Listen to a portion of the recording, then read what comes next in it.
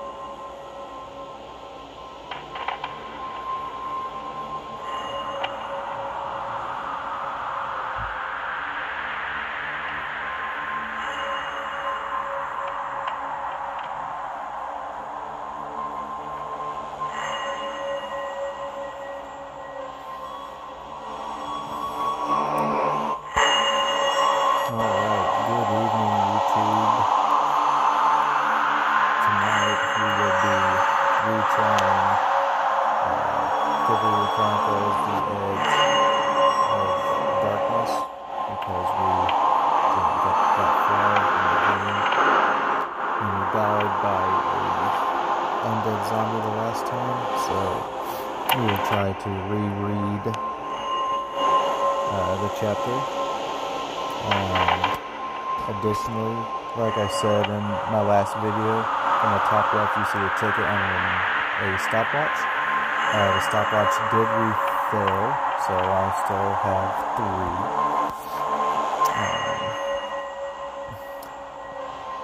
3. Additionally, I did say that I was going to go over some H.P. Lovecraft, just quick information about him. So, H.P. Lovecraft was born on August 20th, 1890 in Providence, Rhode Island.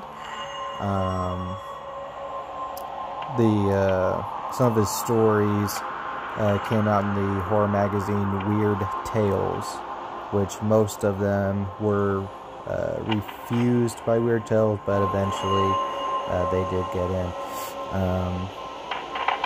And then in Weird Tales in 1928, The Call of Cthulhu was published in Weird Tales, which Call of Cthulhu, the elements of the story would reappear in other related tales.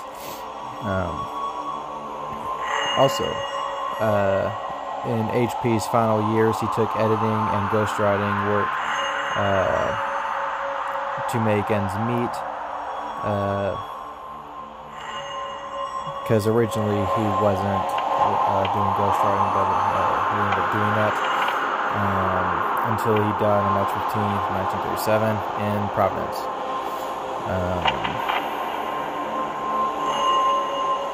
So that's just a brief one. I don't want to bore anybody with his life story, which is interesting if you want to look into that because of the fact of him writing Cthulhu-based stories and being as big as it is today. So I think that was pretty interesting. So, Edge of Darkness.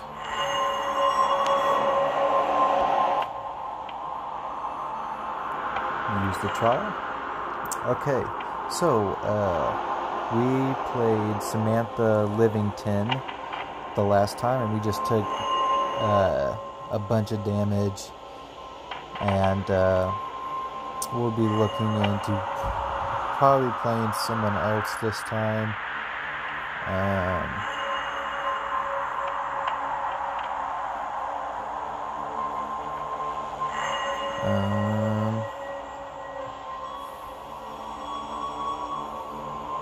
Even though Samantha is pretty well balanced as is.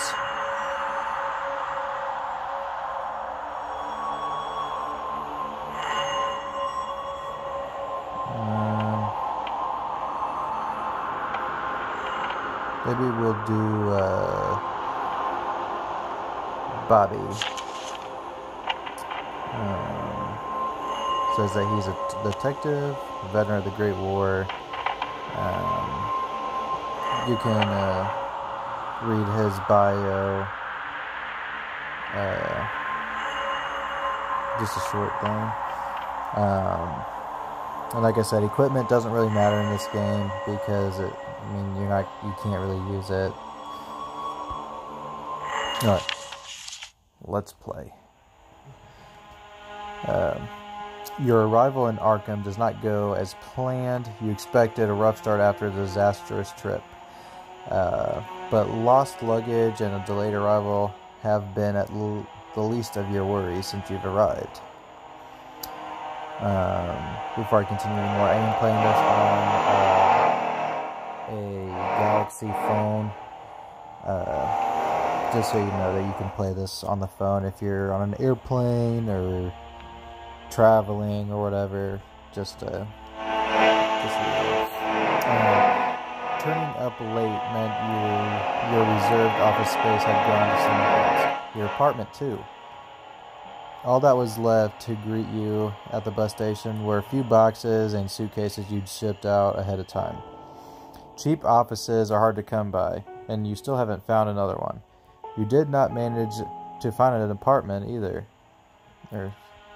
Oh yeah, let me go ahead and apologize for my reading, because sometimes I'll add words that aren't there, or I'll slur words or whatever, so just bear with me, if you will.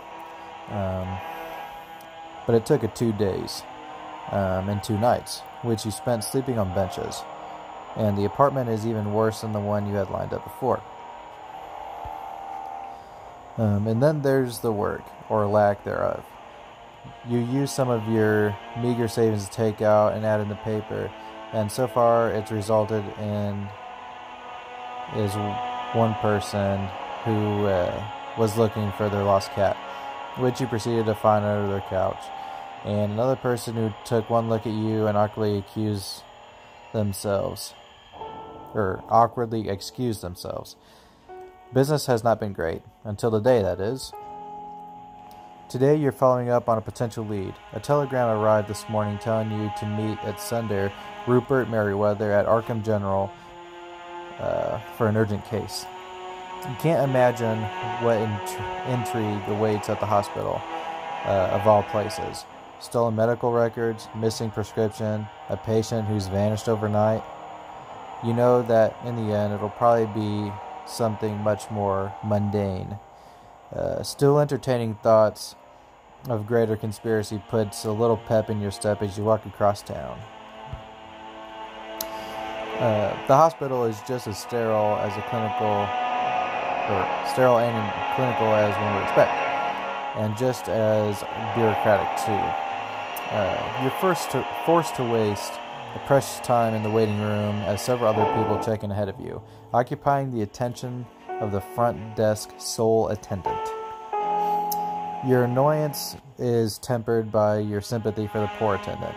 She's the only person behind the desk with no backup against the seething masses. Her polite mask is starting to crack at the seams under the pressure. Finally, after half an hour of standing in line, you're up to bat. The attending nurse looks at you, expectantly braced for another shouted reprimand for the slow service. She visibly relaxes when you calmly and politely ask her to see Rupert Merriweather. You have to sign a few short forms, and then you're given a visitor's badge and sent upstairs.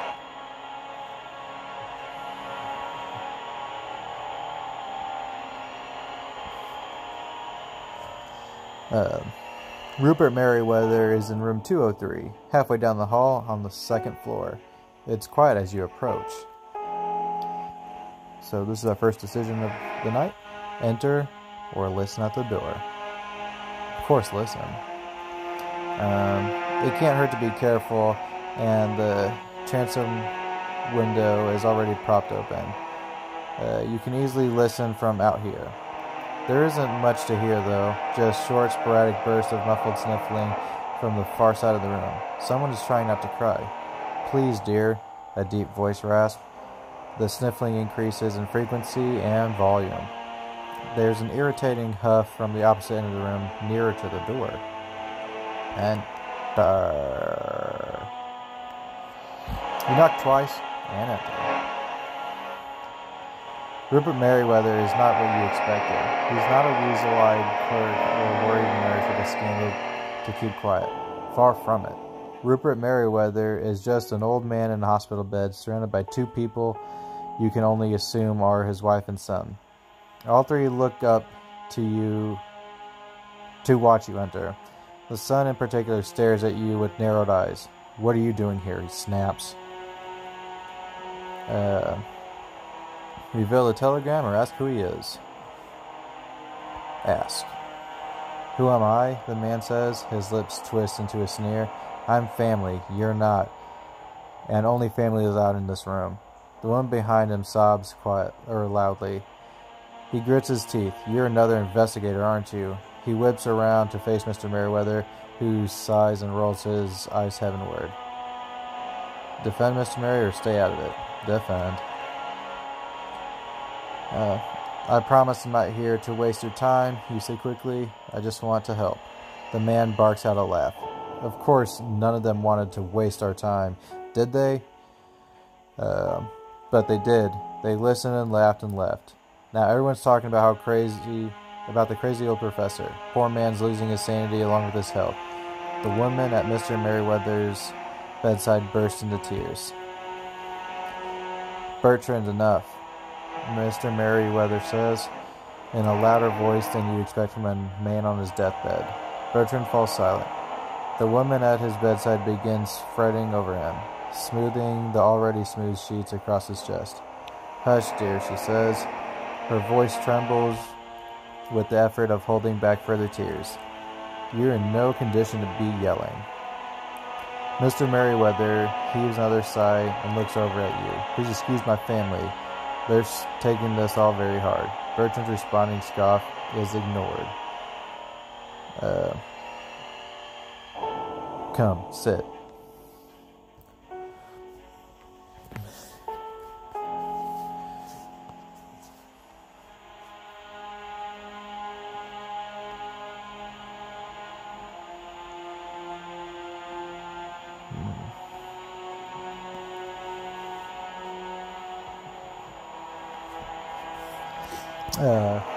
You take the seat opposite of Mrs. Merriweather. Bertrand makes a displeased sound which goes unacknowledged. Mr. Merriweather darts a warning look at his son even as he begins speaking to you. "There's no use beating around the bush. I'm dying, and I have a rather serious matter I need to take care of before I go." He looks at you with a truly grave expression. It concerns the supernatural. Ask me to go on, say nothing, ask me serious. Do tell. Bertrand makes an even louder scoffing noise. "Don't encourage him," he mutters. Merriweather glares at him over your shoulder, then glances back down at you and smiles. It's not a particularly happy expression. "When I was younger," Mr. Merriweather begins, "during the summer before I started classes at the Miskatonic University, my boyhood friends and I formed a special club. We were all interested in history and psychology and the occult. And I'm afraid we have gotten a bit swept up in it." He smiles, bittersweet. His eyes slide away from yours into the past. One of our group, Mary and Allen, volunteered his family's summer house in the country as a place to meet and experiment with our research. We were so excited. Merriweather takes a deep, rattling breath. His wife squeezes his hand and kisses the back of his knuckles. "We didn't think it would work. Not really. We were young and stupid in the way that only young people can be. We felt immortal, drawing pentagrams and playing at the beginning of Dark Sorcerers. Until one day it worked and brought forth something truly evil." He looks up at you with wet eyes. "It killed two of my friends where they stood. Mary and I got out alive, but he passed away last week. They found his body in Louisiana. Everything he had was left to me, including the deed of that house." He takes a deep, rattling breath. Your own lungs ache in sympathy. "I'm the last survivor," Merriweather says, "and once I die, it'll leave that house and kill everything in its path. I just know it. You need to kill it, please." "That's how to stop it. That's why I didn't go back."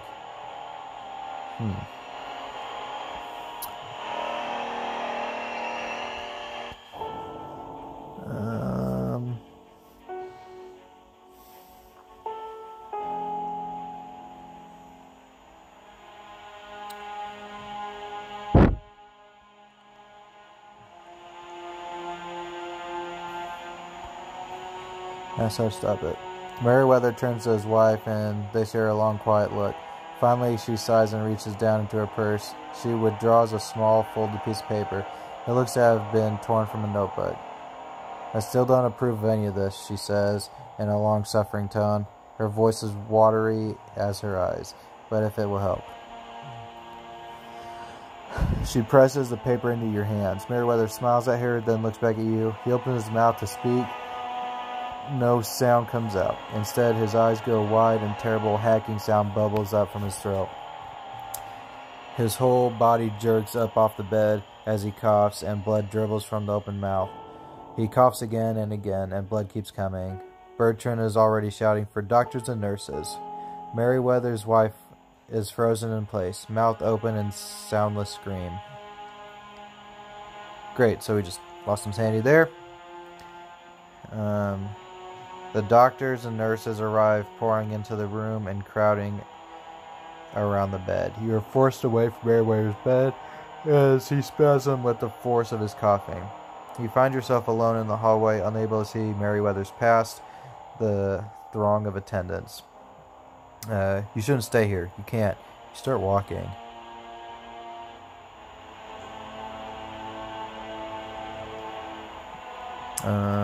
You get all the way outside the hospital before remembering that paper in your hand. You open it with slow, careful movements to compensate for the trembling in your fingers. It's a map of a place called Ross's Corners. It's hand-drawn, and the lines are shaky and uneven. Meriwether must have drawn it after his health started failing.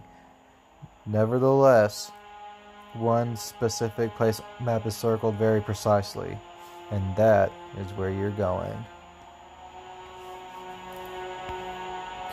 Your head spins all the way to the bus stop. Arcane rituals, summoning a dark entity, death. It isn't what you were hoping for your first, from your first case after Emberhead. You would prefer to only deal with the mundane. You would have turned Meriwether down if you could have done so, but you have no choice. You need the money. But he must have known that, or you wouldn't have the map. You arrive at the ticket office still in a haze. The ticket saleswoman, to her credit, compensates your absent-mindedness with diligently repeating your questions until you give her a satisfactory answer. She also offers you a map of the bus route, which includes a fairly detailed map of Arkham and its environs. You realize just how helpful this will be in a few minutes as you sit on the bench and finally collect your thoughts enough to realize that you'll need an actual map to compare Meriwether's handwriting one to. By the time the bus arrives, you feel much steadier and sure of your trajectory. You board along with a few others and take a seat near the front. Ross's Corners is one of the first few stops in the trip, so it's a short ride. Thanks to your fellow passengers, it's also very noisy. Usually you prefer peace and quiet while on a public transport, but today you're grateful for the distraction. It keeps you from getting too tangled up in morbid thoughts. You are the only person to disembark at Ross's Corners, and now no one's waiting to board either. Once the bus drives off the bus stop and its surroundings are completely silent. You can see the town square from here, and it's similarly vacant. The sun hasn't fully fallen yet, so the town is either half deserted or it's all residents like to turn in very, very early. Neither option has great implications. Explore the town square, follow the map.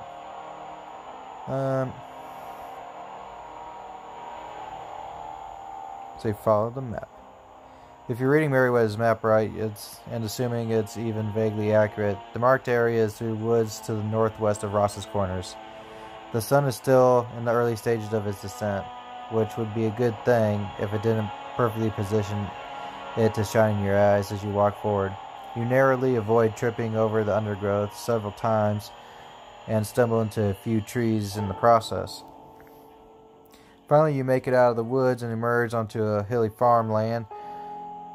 This area too is vacant, but at least that's to be expected. You check your map again, and your heart sinks as you realize that this isn't the right spot. Meriwether's map makes it clear a note of the river near the marked area. There's no water in sight. You can't even hear the faintest rush of water. What you do hear is an angry yell off to your left. Turn to look. You turn quickly, tense and ready for an attack, but there isn't one. There's just a farmer standing on the porch of her house. She holds a rifle in one hand, but it's pointed at the ground, and her fingers aren't even close to the trigger.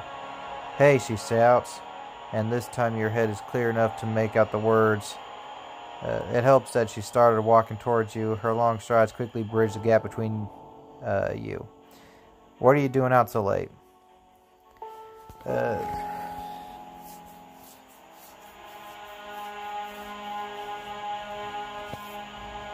I'm gonna say it's not that late. The farmer's eyes narrow. No one told you, huh? She mutters. She glances up at the sky, then back down at you. Well, you ought to know. It's dangerous out here after dark. Better turn in early and get caught after the sun sets. She spits on the ground.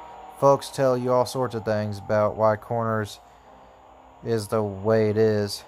Me, I say it's drifters. One in particular lately that you need to look out for. Ask her who the drifter is.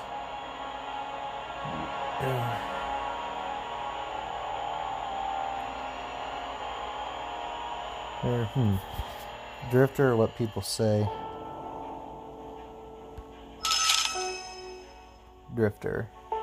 Her face crumples with rage. Red Jake, people call him. A demon. That's what he is, straight from hell. She shakes her head and spits on the ground again before continuing. He took my Maggie. She stayed out too late. Just a few minutes past sundown, it was barely even dark, and he took her right out of the field. Heard her screaming. By the time I got outside, it was too late. She was gone. She blinks rapidly, and you do her a favor in ignoring the tears in her eyes. Ask for directions, I guess. You hold the map out for the farmer to see. Her eyes fly wide open. Who gave you that map, she asks, then immediately shakes her head. No, never mind. I don't want to know. Whoever it is, they're no friend of yours. Best you turn around now and head back to town. Maybe someone there will take you in before it gets too dark.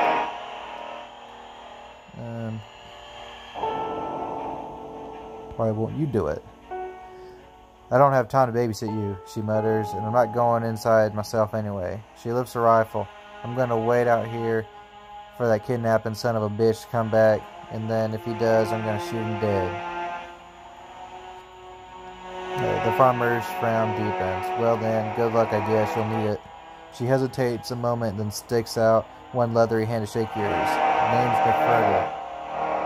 If you're still alive in the morning, come by and see me. Meantime, I'll be out here all night, me and my gun. You only glance back once as you walk away. McFurder's still standing there in the middle of the fields watching you go.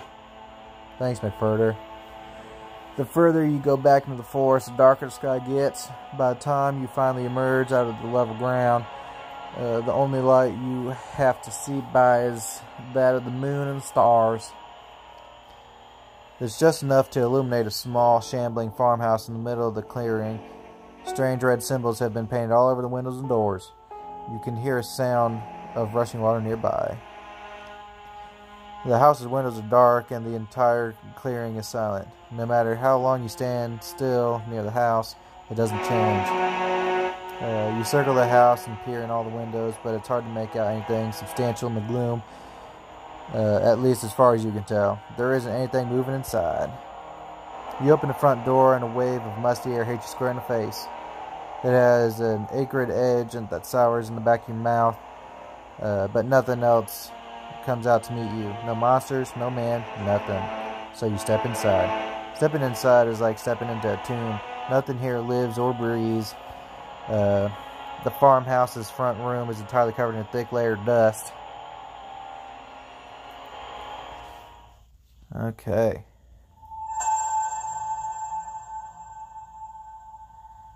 We'll wait for this to spin around here.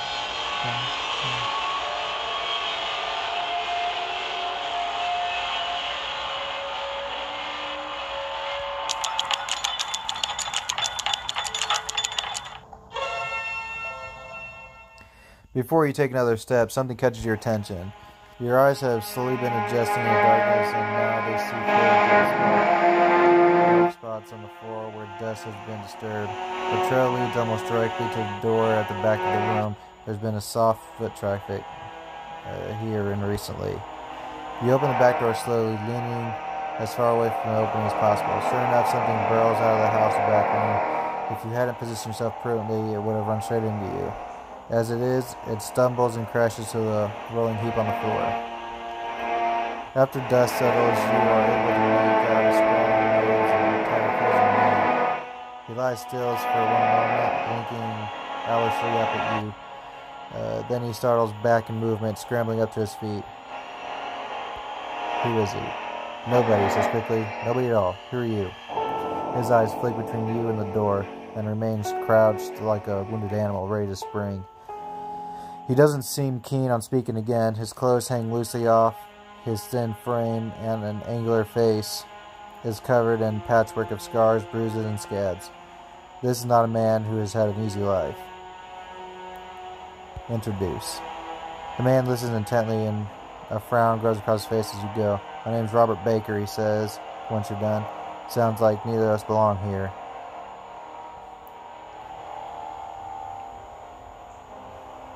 Aspie's Red Jake. Barker bristles at the question. Who told you that name? He doesn't give you time to answer, fidgeting restlessly as words continue to spill from his mouth. It was that damn McFurter, wasn't it? Got that idiot's had out for me since her woman went missing. He fixes you with a fierce glare. I bet she told you I kidnapped Maggie, didn't she? Ha. As if I could ever stand a chance against Maggie. Her arms were the size of my head. Baker clears his throat prudently. Sides. I got nothing against the two women who live like that. That's their business.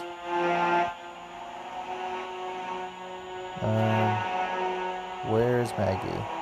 Barker laughs brokenly. Dead, probably. Dead in the woods. Where else would she be? He clutches anxiously at the hank of his hair. The movement pulls his skin, his forehead taut, opening up a scabbed over cut above his eyebrow. Blood drips into his cheek. What happened? He stills. The trail of blood continues to make its way across his face toward the chin. When he finally swipes it, a red smear across the entire left side of his face. He glances down at his hand afterwards and laughs again. I got here 2 nights ago. I was just passing through and found this old place before sunset. I decided to spend the night. Biggest mistake ever made, and that's saying something. He exhales shakily, eyes wide and bright with remembered terror. I thought this local legends were nonsense, but they're not. That thing, it found me here. I got away, but it must have led it closer to their farm. Next thing I knew, it was morning, and I was stumbling into a town covered in my own blood. Everyone's assumed it was Maggie's, though. He shivers, trembles, really. He looks halfway falling apart where he stands. That's why they call me Red Jake. Stupid nickname.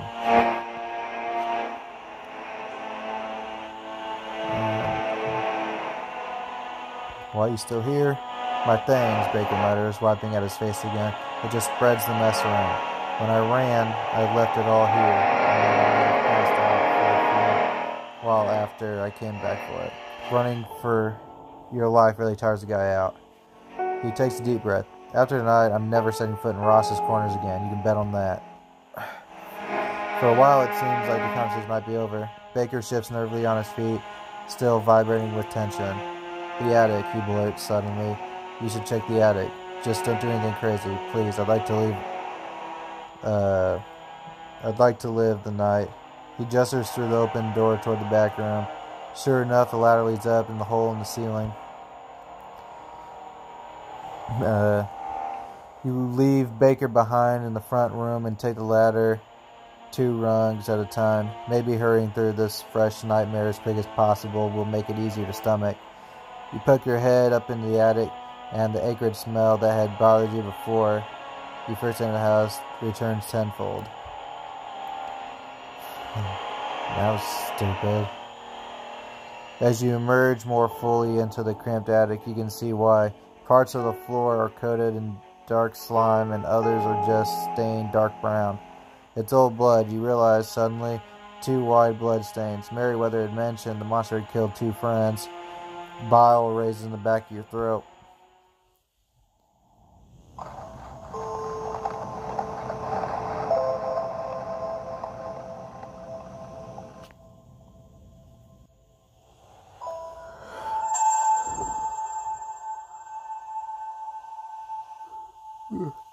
Too bad I took sanity damage. Oh. You take a deep, gulping breaths that do little to help. Still, you eventually manage to regain composure and continue your investigation. Aside from the slime and stains, there's a scattered scattering of papers and a smudged chalk outline in the corner of the floor. You raise to your full height, not easily done beneath the low sloped ceiling, to get a better look at the chalk drawing. About a third of it has been erased, but the rest of it is unmistakable. It's a pentagram, and rather elaborate one at that. You stand in silence for a moment, struggling to for you. Either this is a very, very elaborate prank, or it's real. Your knees buckle, and you sway back against the sloped ceiling. You snatch up scattered papers. Sure enough, they're each covered in writing, although you have to squint and strain your eyes to read the faded ink in the moonlight. They document a summoning ritual. According to those notes, it is required a pentagram, blood rites, in half an hour continuously. You read them from the back. To your dismay, the notes how to banish the monster comprise barely a footnote. Nevertheless, the note's very clear. The circumstances are simply those needed for the summoning. Pentagram, chanting, blood. The chant is reworded version of the original. A short, surprising, easy to remember phrase that must be repeated over and over. It also says in large, bolded, underlined words that if the chanting stops at any point for any reason, the ritual must be started over from the beginning. There's no way you can do this alone, and you know only 2 people available within the immediate area. Ask Baker. Baker seems like the obvious choice. He's already right there, and he believes the monster exists, which is more than you can say McFurter. However, he's already been traumatized by the thing once. Getting him help is going to be tough to sell. Sure enough, you want me to what? He yelps and claps his hand over his mouth and glances nervously side to side. Red drapes up. You take in the furthest look of Baker's eyes and the high tense of his shoulders. This is a man scared half out of his wits. Threats and logic aren't going to be any use here. Kindness, though. You express your sympathy for what Baker has been through and appeal to his better nature. By banishing this, you'll be saving countless others. With every word out of your mouth, Baker deflates. By the end, he just looks defeated, resigned. It's not really the attitude you were hoping for, but you'll take what you can get. Performing the ritual.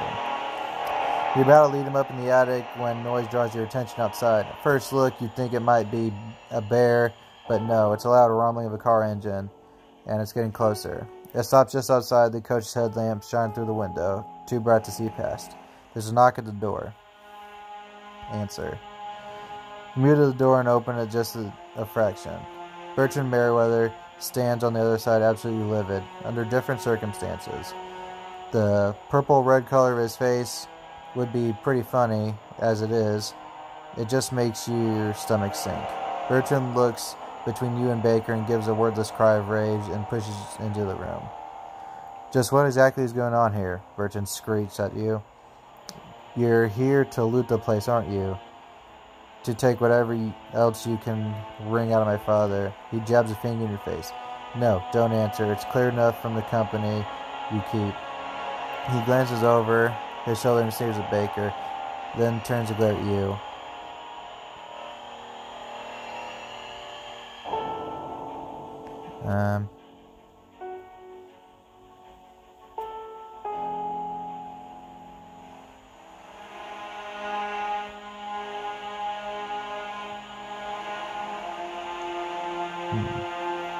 Yeah, coming down to defend Baker's from yourself. It's probably gonna be communicate, which don't have that good of a stat in that, which I want to do.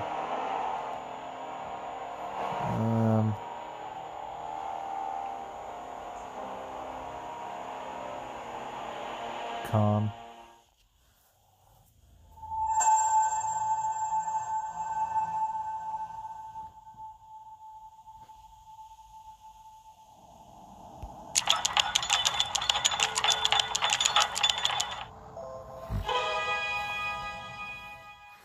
You hold your hands out in placating gesture. We're not here to take anything, you say. We're just here to take care of things like your father wanted. I don't believe you, Bertrand mutters, but he still isn't yelling anymore. Who the hell are you, Baker says. Bertrand's eyes narrowed dangerously. I'm Bertrand Merriweather, he sneers, and I hold the deed of this godforsaken house. He pulls a folded paper out of his jacket pocket and brandishes like a weapon.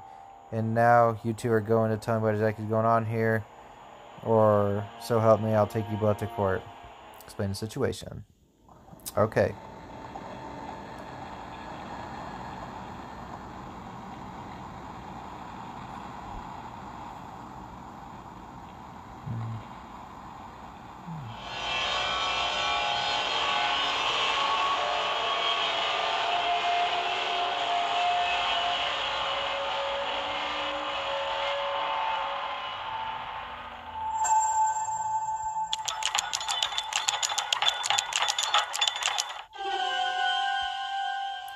No, Bertrand says, no.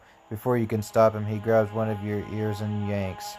Hard in the space of a blink, you're being frog-marched out to his motor coach. Something crashes in the forest nearby. You freeze mid-step. But Bertrand doesn't, and ultimately, the two of you both end up in a heap on the ground. Another crash, closer this time.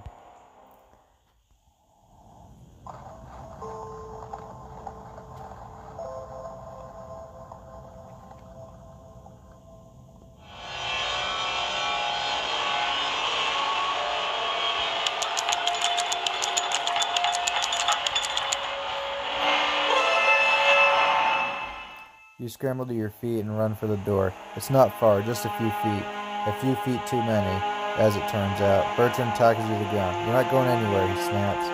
You glance back over his shoulder. There's a dark shape gathering at the edge of the tree line. Escape. The following happens in sequence. Slow motion. Snapshots that you barely have time to register for you.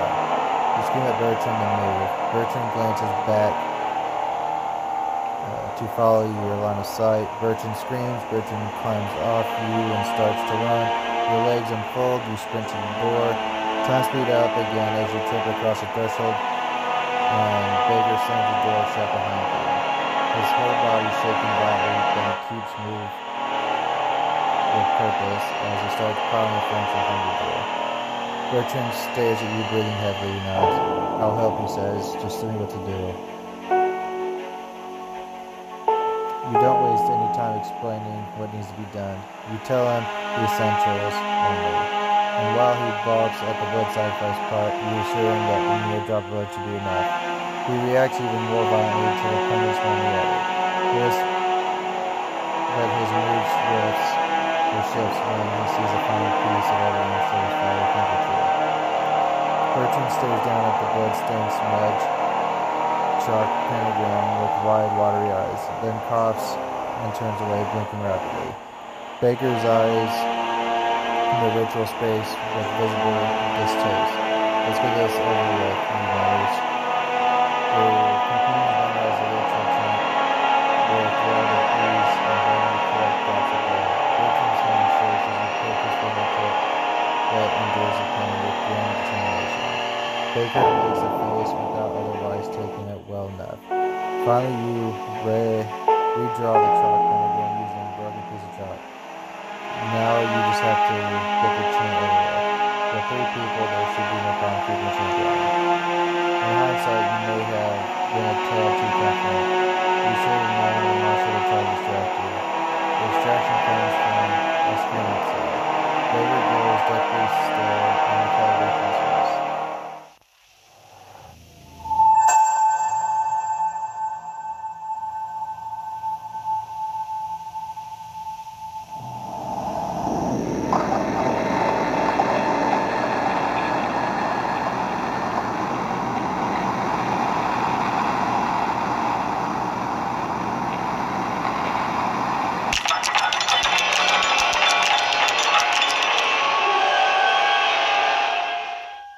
The scream sounds again, drawn out and tortured. You enter the hole in the attic floor and practically leap down the ladder. There's no time to waste. Who knows how long that poor soul has before the monster gets there. You get held up by the door frame with a knife.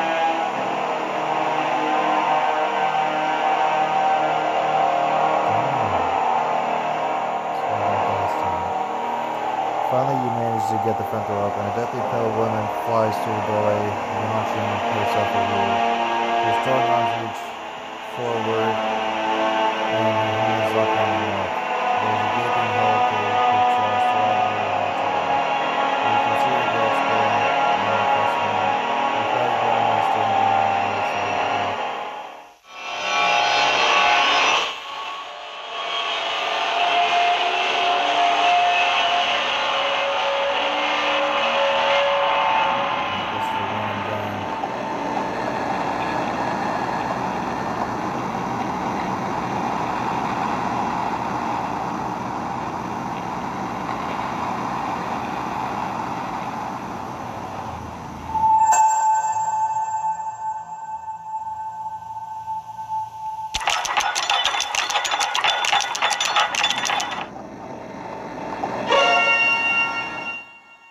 You yell and claw and kick and manage to get free of this walking corpse.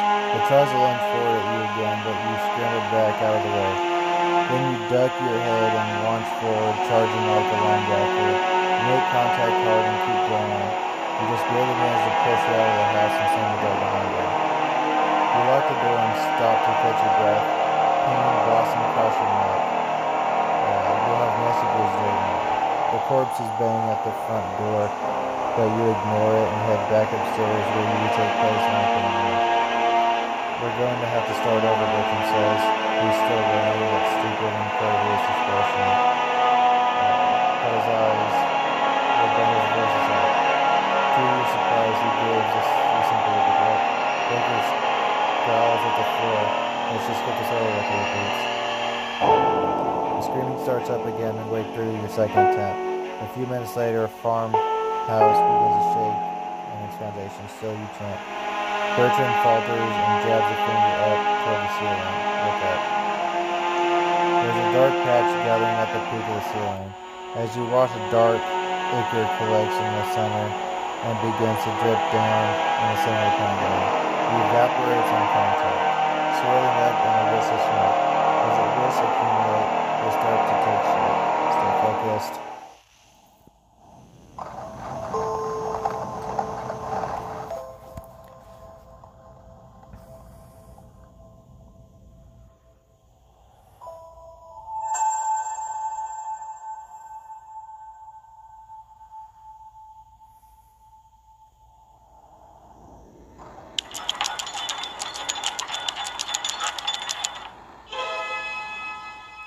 The smoke billows out and in, swirling in and around itself in endless patterns. It reminds you of lungs struggling to breathe. Red eyes flick open and close, increasing slowly in numbers as the cloud grows inside. An awful rotting smell clogs your throat, making it difficult to speak. Bertrand gags, and Baker is screaming. And for one paralyzing moment, you're the only one chanting. But Bertrand regains his voice, and you turn your attention to Baker. You can't stop chanting. You can't risk it now, but you can change the pitch of your voice, so you shift it soft and low. Calm him down.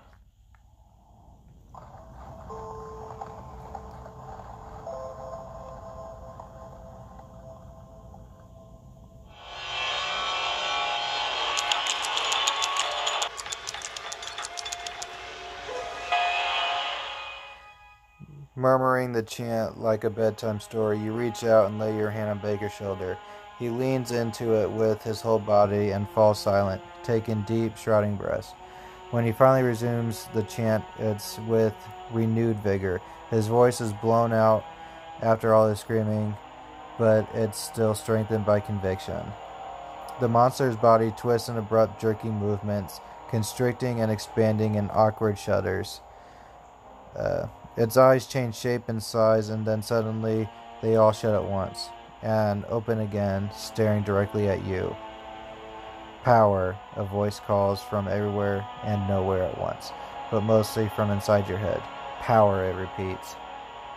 The word falls like a drumbeat on your ears, calling your heart to beat in time. Resist. You take a deep breath and steady yourself, then double down on the chant. The monster shrieks an awful sound that rattles your skull from the inside. The smell in the attic is so bad you fear you might collapse from it, but you don't, and the monster swirls in tighter and tighter spirals until finally it disappears altogether, without a sound. With the monster gone and the ritual done, you, Bertrand, and Bacon fall to the floor like puppets with your strings cut. The relief of the small room is palpable, as the lack of the pungent smell. The air is clear. You breathe it in with huge, noisy gulps. Baker and Bertram are bent up in a half-fetal position, trembling as they stare off in the middle of this. You aren't much better off. Every joint in your body feels though as it's been liquefied. You move bonelessly, weak and clumsy like a newborn lamb, but you still manage to clamber to your feet and stay there. You offer your hands to Baker and Bertrand.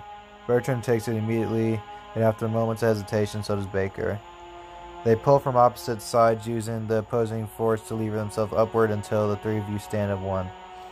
"I'm getting the hell out of here," Baker mutters. His voice is quiet and shaky. You can't really blame him for that. You follow him down the ladder, and Bertrand brings up the rear. Baker stops on the first floor and slowly makes a circuit of the house's 2 rooms, gathering up all his things. "I'm done with Ross's Corner," he said. "Done. I'd sooner die than set foot in this godforsaken town again." He marches outside and spits on the front steps. You and Bertrand follow at a slower pace. Baker makes a beeline for the tree, still muttering under his breath. He stops just outside the tree line, hesitating, then turns back. "I hope I never see the 2 of you again," he says, without malice. He nods just once, with all gravity in the world, and then he's gone. "My father died earlier today," Bertrand says, almost conversationally, when you glance over his face is empty of everything but weariness. He licks chapped lips and clears his throat. "I came here angry," he says. His voice is hoarse after nearly an hour of chanting. "I wasn't thinking straight. I wasn't thinking straight at the hospital early either."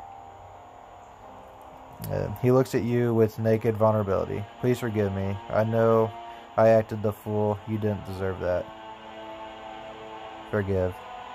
Bertrand smiles. It's small, but more genuine than expected. "Thank you," he says, and leaves it at that. You glance away, uncomfortable. You turn your back to Bertrand and find him staring up at the farmhouse. "I have no clue what to do with this damn thing," he mutters. "God knows I don't want to keep it."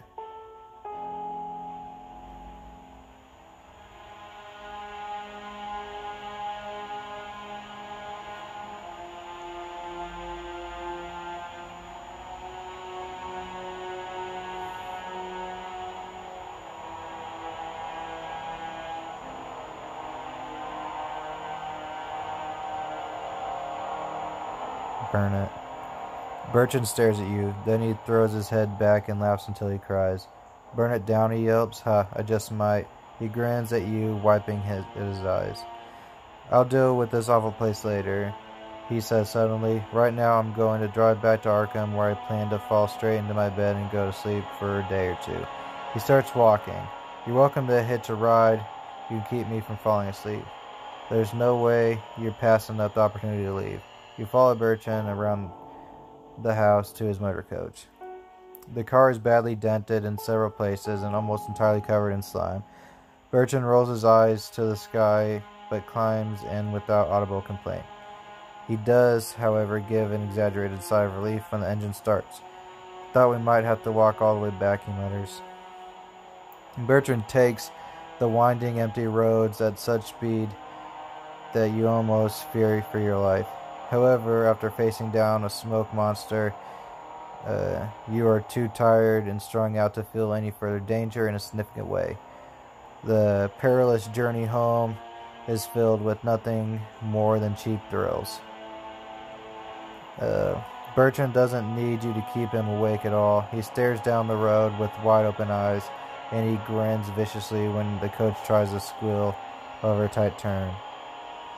Bertrand is forced to slow down once you're within Arkham City limits, but the roads are all but deserted at this hour anyway. He pulls up in front of your apartment and eyes the building suspiciously. "This is really where you live," he mutters. You roll your eyes and go for the door, but Bertrand holds out a hand to stop you. Then he reaches into his jacket pocket and pulls out his wallet. "Here," he says, "this should be enough to cover what Father promised you." Bertrand slaps a thick wad of paper bills in your hand. "It's more money than you expected by quite a large margin. This should take care of your money troubles, at least for the very immediate future." Then he gives you a serious look and a business card. "I owe you more. If you ever need me a favor, let me know." Bertrand drives away with a shrill shriek of tires. You stare until he's long gone. Then you stumble up to your little apartment. It's so quiet, so still.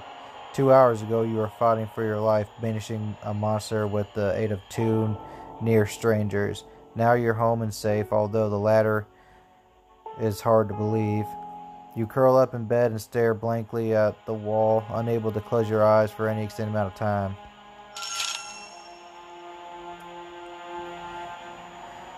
Hours later, the first rays of sunlight cast the wall in pale gold. Bird songs, faint and thin, finally break the silence. You close your eyes and sleep.